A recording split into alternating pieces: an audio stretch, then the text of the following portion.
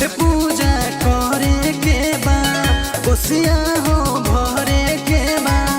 तोहरा सेवा हो देवरू बोला ना घरे के बा बोला ना घरे के बा छठ पूजा करे के बा कोसिया हो भरे के बा तोहरा सेवा हो देवरू बोला ना घरे के बा पाड़ो बिचुआइल सगरी भुलाइल तैयारी सब करताटे बेदिया तू बना लो घाटे बेदिया तू बना लो घाटे।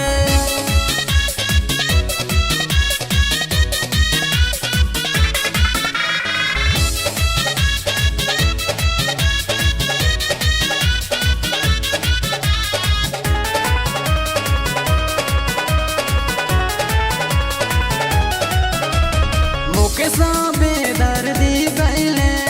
सब कुछ